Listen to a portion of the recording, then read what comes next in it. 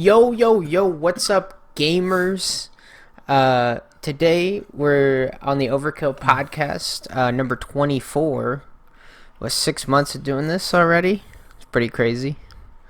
Yeah, that is 6 months, right? Yeah. Yeah. It's half of. I'm with my boy Meta, What's up? and I am Kirby DK10, baby. Yes. So, I guess I'll let Meta take this first story because I'm not. This is his story, but It is my story. I wrote it. No. So, this is something that I think has been mentioned in passing, at least in other videos and other news that I've seen.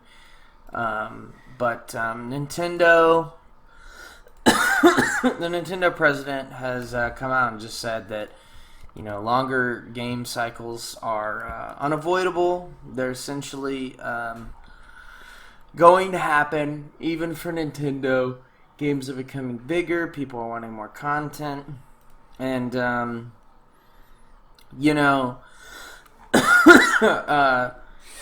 there is just such a clamor for games to look good. And even Nintendo is feeling that pressure, which is kind of surprising. I think some of the longer development games that we've seen this year were Tears of the Kingdom, and of course Metroid Prime 4 Beyond, and you can even tell in the art style just how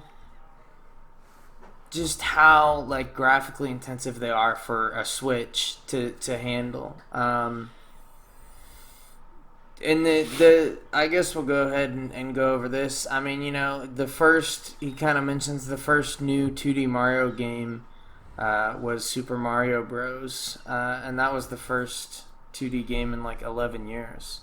So, they've definitely spent their time developing more, and Takashi seems to come to terms with that. So, yeah, I think the coolest thing is the last sentence I see here, where it says, I don't know how to say his name, but it says they asked him about generative AI, Furukawa. and he said he's open to utilizing technology developments, but then would not elaborate anymore. But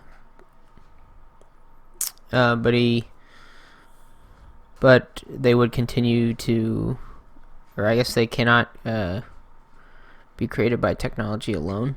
Yeah, which makes sense. I mean, you're still gonna have to have some people who look over what the AI is making. Yeah, I mean, you can't just because then you're gonna get pornographic stuff in a Nintendo game. Yo, Zelda ultimately has a whole new meaning. Yeah. That's ultimately what every new technology, I think, comes down to, which is kind of sad. Yeah, it's really sad. I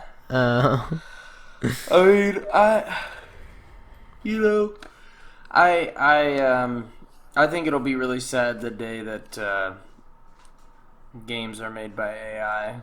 That'll be really sad, but maybe it'll never happen. I don't know. Yeah, I wonder. I don't think it would probably ever happen because we now have like those AI copyright checkers. So I think you could. I'm sure it'll be kind of like the AI will improve, but also the copyright or whatever those kind of things would probably improve as well. So I feel like you'd be able to kind of detect it. Yeah, 100%. I don't know. I mean, I don't know about maybe not. Something like that. And then since it has to pull from like existing media, like at some point you kind of recognize the like patterns or where you've seen something before. So yeah, it would.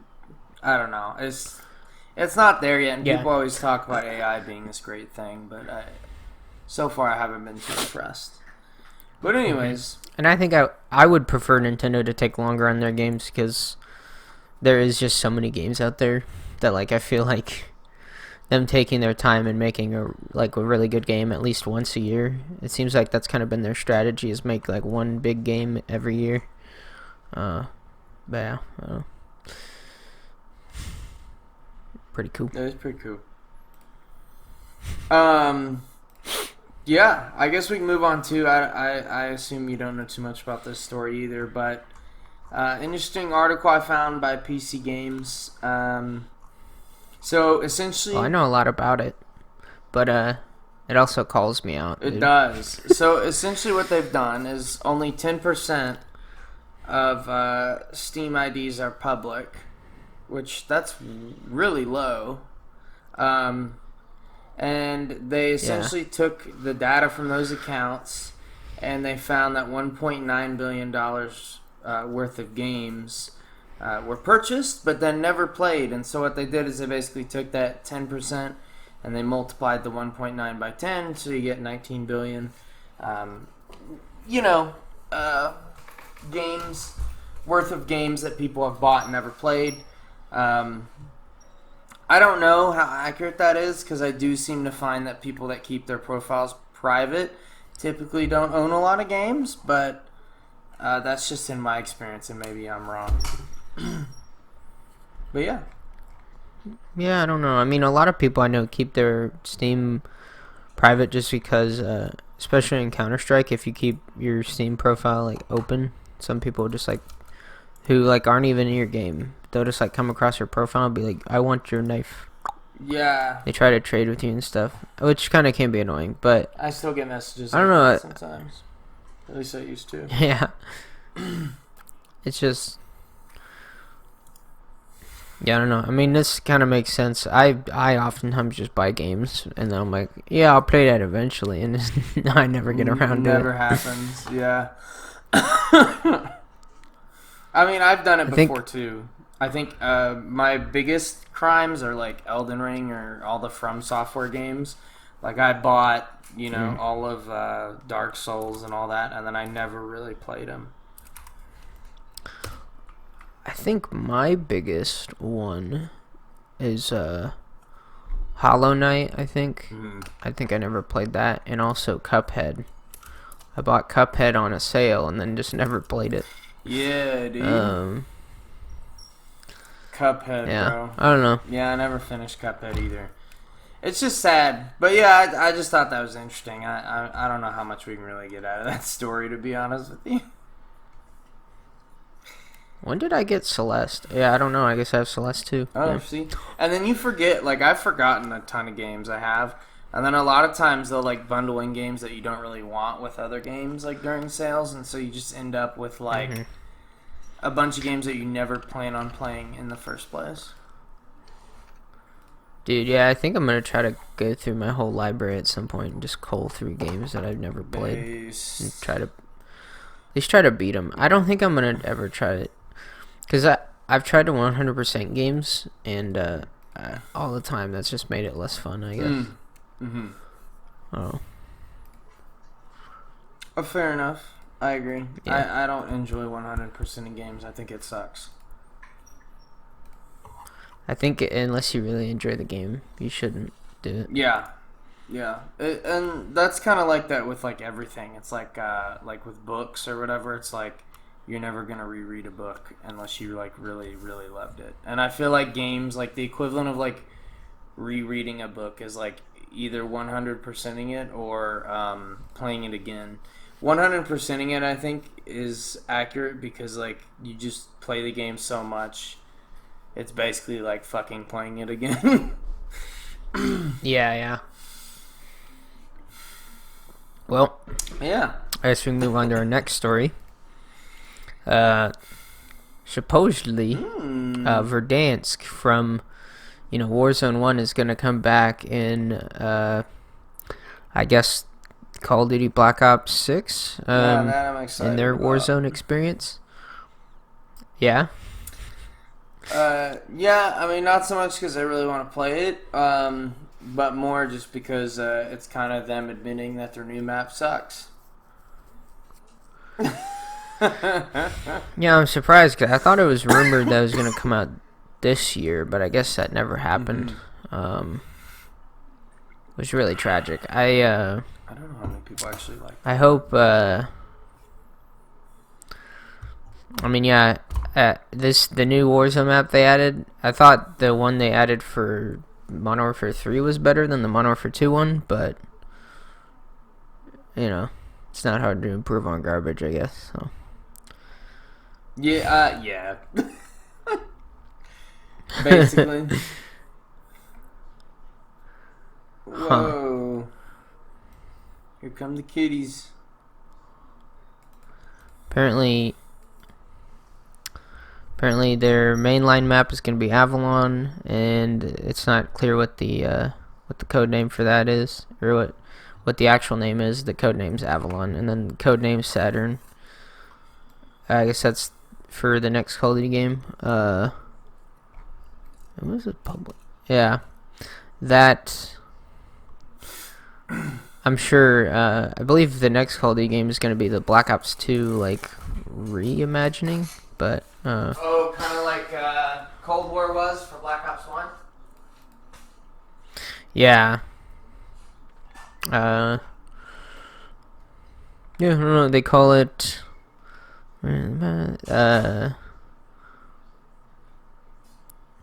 They've also announced. Oh yeah, the event will be the Future of Warzone, the Call of Duty Next event. There you go. Well, we'll see. I don't know. Call of Duty nowadays is just all about Warzone. At this point, Yeah, it's kind of. That's all people care about now. Pretty rough. They don't even care about the multiplayer. That ship sailed. Damn, dude. That's tough, son. Now, actually, I kind of have a question for you. And I want to discuss this with you and our friend as well. But do you think that the only two Call of Duty systems for create a class it'll either be like for the rest of the time it'll either be Pick 10 or Gunsmith? I think those are the only two class systems they're ever gonna have from now on. Yeah. Most likely it's gonna be Gunsmith, though. I mean, I don't. Yeah, because they haven't done Pick 10 in a long time. I remember they did like that weird Pick 10-ish system in like Ghost that wasn't quite Pick 10. Yeah, it was weird. I think Gunsmith is their new form, and I think they're gonna stick with it until the franchise is just no longer relevant or profitable. Interesting. Yeah. I don't think we'll ever see Pick 10 again. I think that's dead. Unless they bring it back in this reimagining, but I think it's going to be dead in that too. I don't think it's coming back, and that's unfortunate because I love Pick 10. Supposedly, they were going to do it with Modern Warfare 3, the new one, but Sledgehammer had to run everything by Infinity Ward, so Infinity Ward said no to them doing Pick 10, and so they had to do the old Gunsmith. Interesting. Yeah, and I don't know. I think Treyarch is the studio that would most likely go back to Pick 10. They obviously aren't with this game because it's already been seen Gunsmith is going to be there. Yes. But I liked how in Cold War they kind of tried to add elements of Pick 10, so they like had the wild card still. But I didn't like how every class had a wild card no matter what. Like, you just got a free slot to add something weird about your class. Mm-hmm. I don't know. Yeah, I don't know. I just don't see it coming back. I like it. I like the original Pick 10 in Black Ops 2. Maybe we'll get it. Yeah, I mean, I liked it in Black Ops 3 as well, but I think they're just married to the idea of the gunsmith. But yeah, just because it allows them to like extend player retention time with like attachments and skins and yeah, I mean you can do that all with Pick 10, but I don't know. I think their whole goal is to like they I don't. They just seem to be so married to the idea of like, there's a million attachments and all of them do something different. I guess you could have that system exist with Pick 10, but I don't know. It just doesn't. It doesn't seem like. It seems like those two systems are at odds. Like you're trying to get like a minimalist class, like minimalist class design where like you have to pick and choose and really narrow down what you want to do, but at the same time you're gonna have a million attachments. I don't know. I mean, I guess Yeah. it just seems to be at odds. Mm-hmm. I don't even know if they really are at odds. It just feels like it. Yeah. Maybe I'm crazy. Yeah, I guess we'll move on. Yep. The Zelda Echoes of Wisdom is the most wishlisted game of the summer season. It is. Baby. And I don't know. Now, I didn't know about this game at all. I was like, yo, Yeah. this game looks sick. It's sort of, it kind of follows that like Link's, what is it, the Link's Awakening kind of thing, like that art style they did for the remake. Yeah, I mean, it basically just looks like a direct sequel kind of. Yeah, I don't know. I'm excited for it. Maybe I have to wishlist it. Maybe. It looks really cool. Yeah, I didn't know about this game either. It kind of reminds me of that remake they did of oh my goodness, what was that Zelda game where everyone was all claymation? I don't remember. That was Link's Awakening. Link's Awakening, yeah. Right? Yeah. That's what it looks like. Yeah. And that's all. I agree with you. That's what it looks like. So, I don't know. It looks cool though. Apparently, the second game is Doom: The Dark Ages and Astrobot, which I find the Doom one to be interesting. I guess people are excited to buy the next Doom on Switch. Yeah, why are people excited to play Astrobot though? It's a PlayStation game. Bro, I don't know. You know, the little PlayStation guy? That's so weird. I don't know. It's a platformer, I guess. That is weird, bro. You know what I want on Switch? I want Knack 2, baby. Knack. You ever seen Donkey Knack 2, baby? Oh yeah, I know. Oh, I know all about Knack too. Oh, get that call. Nope. Yo. Nope. One of our Discord friends is calling us. Yeah, I don't know. Looks cool. It looks cool. It does look really, really cool. We got distracted. Shit, yeah. Anyways, it looks cool. I don't know. I mean, it doesn't seem like there's much to go on, and it's like every Zelda game that's like where you're looking down and slashing things. Yeah, I don't know. I would prefer them to make a sequel to Wind Waker. It's the only like actual Zelda game that I've ever beaten. You know, Breath of the Wild doesn't count because it's open world, but I mean, like, you know, the puzzle Zelda games. But yeah, I guess you can take our next story, Daddy. Yeah. Sus. Next story, I was googling. Yeah, Elden Ring's Hidetaka Miyazaki agrees that there could be a movie adaptation. He thinks it would be really cool. In an interview, he was asked, you know, if he would mind if like Netflix or someone made a movie. He says he really doesn't care, and he really doesn't want to have anything to do with it because he is not a movie maker. He is a game maker, and he feels like he would make the movie worse. And honestly, it's Elden Ring, so you can't. I mean, you can change the story up a little bit, but honestly, the story is pretty straightforward, right? So, you're essentially a traveler, whatever they call it, and your goal is to slay all the monsters. I mean, there is not that much story. So yeah, I thought that was interesting. Normally you hear creators be like, I gotta have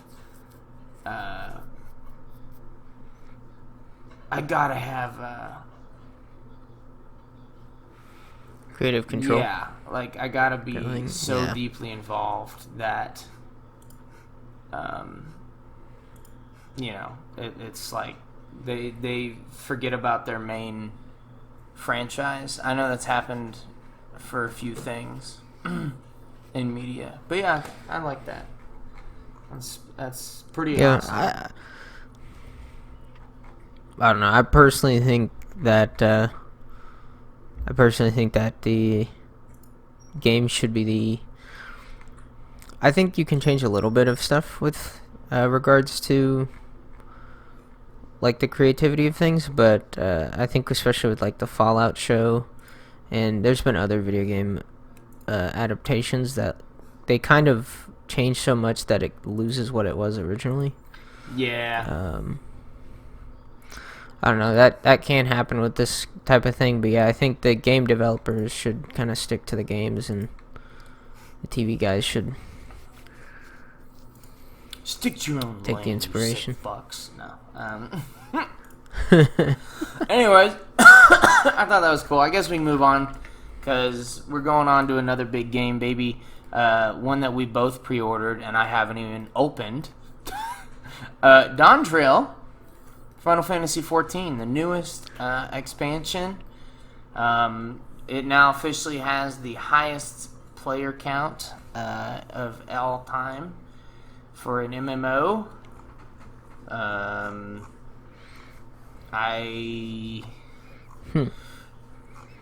trying to find the number in here. I had it before, but I'm an idiot. Interesting. Apparently there was kind of mixed reactions to it. Yeah. Oh wait, I'm sorry. I got the story completely wrong. I'm an absolute idiot. It's the highest player count in a decade for them, but I know that they surpassed, or they got really close to WoW at one point. So, if it might be higher than WoW. That I don't know. Yeah, I thought WoW was doing the War Within one, right? On the same month or next month or something like that. I haven't heard nothing about that. I mean, I'm happy for Final Fantasy XIV's getting more content. I still haven't even opened the game, even though I pre-ordered this. Yeah. I know this is a really big update graphically. They made the graphical overhaul. Oh my, this trailer is loud. And the nice one thing too is I've heard that they were changing around a lot of the classes, because with every expansion they give you new abilities, and usually those new abilities are really, especially with the more recent ones, as the power level kind of I guess exponentially grows. Every new ability they add to a class is that much stronger. Yeah. 1,000%. But yeah, that's pretty good. Yeah. Hopefully we'll get to play it Looks at some cool. point, and we'll talk about it. But yeah, I'm still level 40 because I'm a ding ding. So it looks cool. I'm not much of a story guy, so it'll just give me more cutscenes to skip through. So.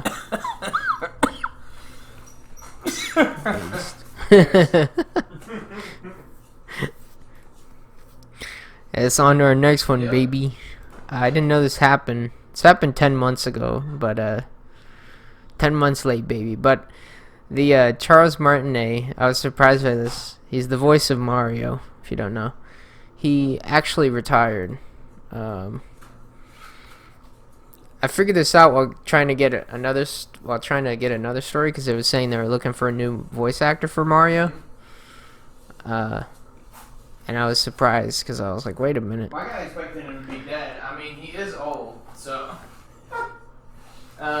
Dude, I did. I was like, oh no, what happened to He's been him? doing Mario for a long time. Yeah, dude, since the 64. Ever since they've had voice acting, he's been the Mario. Man. Oh, that's a long ass time, bro. That's a really long time. But yeah, he's really cool. He seems nice. And yeah, he also does Wario and Waluigi, dude. Sheesh. I wonder if how big of a difference. Oh, and Luigi. He does all of them, bro.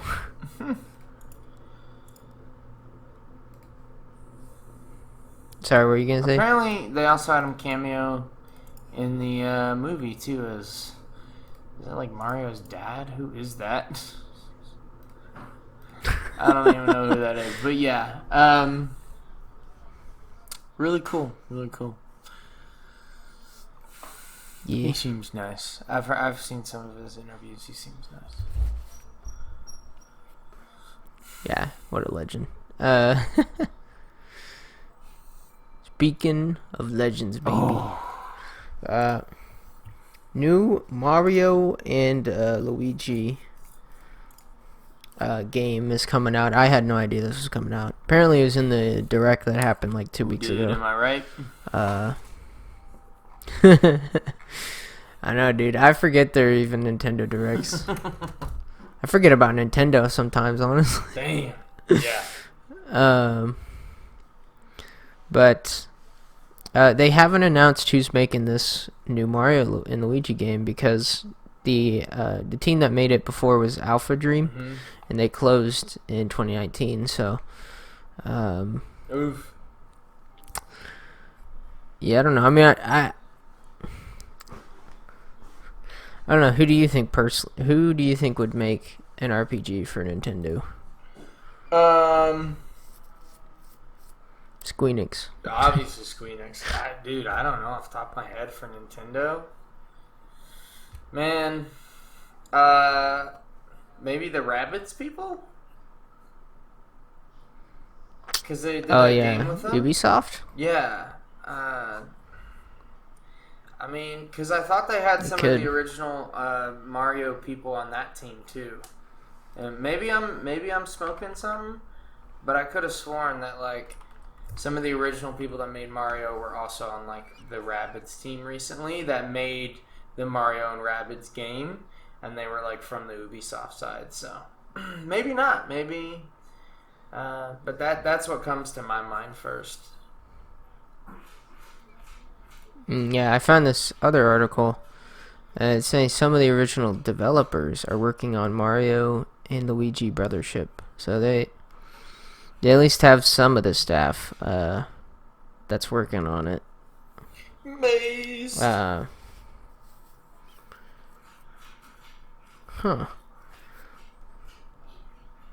Yeah, I don't know. I mean, it looks like a good game. I'm glad Mario and Luigi coming back. Yes. I am too. But yeah, I guess we can move on. Speaking of good things, That's my guess. You have a guess, or you think? Did you take a guess here? It's really fucking hard. I think. like.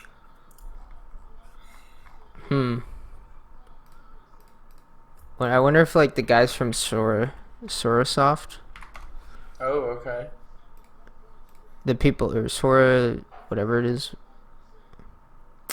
The people who make Masahiro Sakurai, the Smash guys, maybe they're making it. I don't know. Maybe.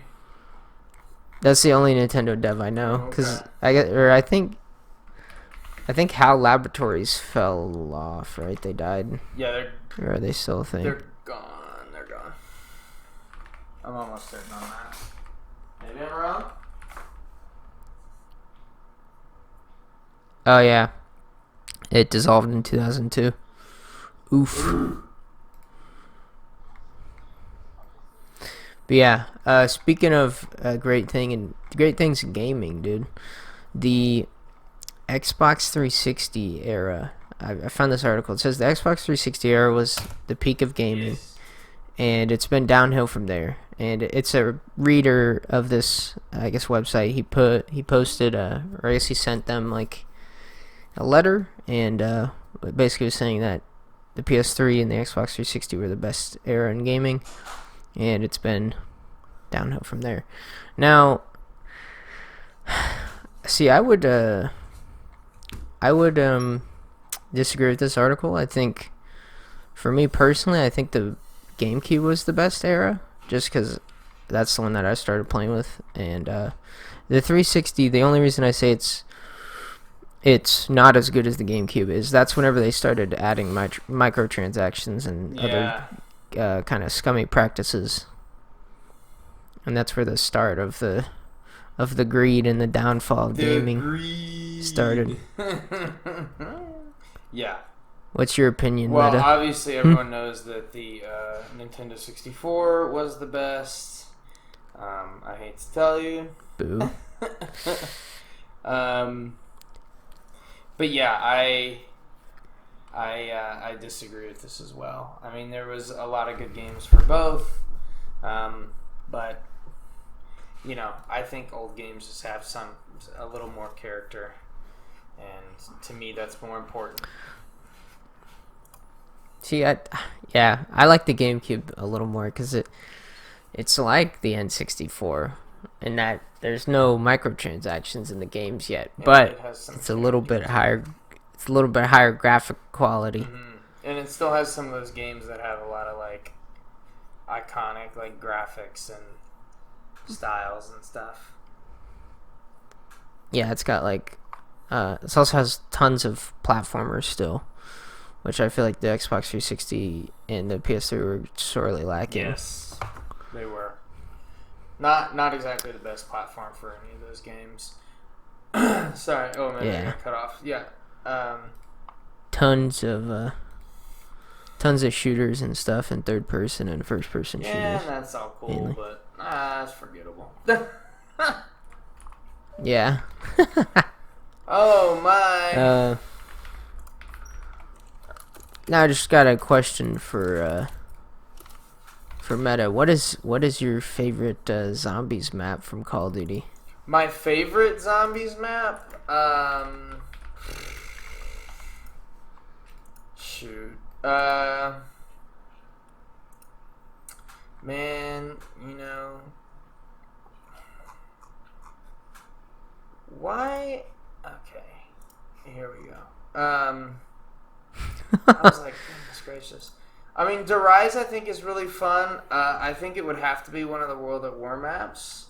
I always have a soft spot for Shino Numa. Wait, you mean Darius? Sure. Darius is that Darius, city map. Yeah, Darius. Yeah. Shino Numa. I always go with. It's always a contest between Shino Numa and Verrucht. And it's not because like they were in World at War. It's actually because they were remade in Black Ops, and I prefer those versions. It's because of how difficult the maps are. Like the swamp map just fucks you because you have to run through water in multiple parts. And then Verrucht is just insanely difficult because it's entirely based in like tight hallways, which I kind of like. I kind of like that, and I don't think we've seen like a map like Verrucht in zombies since. Probably because they, shied away from the idea. But yeah, I'm gonna go with Shino Numa, and then if we're talking like maps in general, it would definitely be Mob of the Dead and No Shangri-La. Shangri-La, and what is that? Oh, goodness. Yeah. I like 5 a lot too, actually, which is kind of surprising. Yeah, for me, I think What are yours? What's your favorite? And then we'll have a few honorable mentions. Like me. I guess I could go by game. I think Okay. I'll do like my top. I guess top 4 for all the Black Ops games. Okay. Or I guess 5. I think for World at War, I probably would pick Shinonuma just because I like the aesthetic, and specifically I really enjoy the Black Ops 3 remake of it just because it looks so beautiful in that game. I also like the Black Ops 1 version too, but Sure. and then for Black Ops 1 had so many good, like they if you don't count the World at War maps, you had 5 of like the best maps ever. It's so hard to pick. I guess I would probably say Call of the Dead just because I like the snowy aesthetic. Sure. I think the only thing I don't like is George Romero. I think I would take him out, but Yeah, he's kind of an annoying aspect of that map, ain't he? for Black Ops 2, I'd probably actually pick Buried. Just because I liked Vulture Raid, and they never had it in any other map. Yes, yeah. Which I always hated. I just I like that perk so much, and just the aesthetic and all that. But yeah, Black Ops 2 as well, good maps. Black Ops 3, probably just Horizon Drac, and then Black Ops 4, Blood of the Dead. It's literally just Mob of the Dead, but like worse. Yeah, fair enough. In Cold War, None of them, no. I guess just Forsaken probably is my favorite. This might be the most hot take because I know in the zombies community that map is like hated. Yes. I don't know why. It's probably because the Easter egg's bad, but I don't do the Easter eggs, so. But my favorite overall, though, oof. Gotta make some cuts. It's definitely not Cold War. Definitely not Forsaken or any of those maps. I thought Cold War was cool, but it's just not. The zombies mode is not very good. It's definitely not Blood the Dead. Any of the newer zombies, like anything after Black Ops 3, I just stopped caring. Yeah, that makes sense. Well, anything after Black Ops 3 is pretty rough. Like, yeah, actually, hot take. I think I'm just gonna pick. I think I'm gonna pick Shinonuma because I've just played so much. It's been remastered so much for it's been remastered so much for a reason, and I know people don't like that it's been remastered so many times, but I think it's just how good the map is. That's why it's remade so much. Yeah, but, that's a good map. I don't know. It stocks. I don't know if some people. And it's still that simplistic, zombies that they started out with. It's not the new. Yeah, the new shit. Jump 8 times here, knife the wall, flick this switch. Oh yeah. And that complicated stuff. Right. Yeah. Well, I don't know. That's a podcast episode, boys. Go gamers, another one in the bag, baby. Hope you guys enjoyed. Yep. Y'all have a good day. Peace.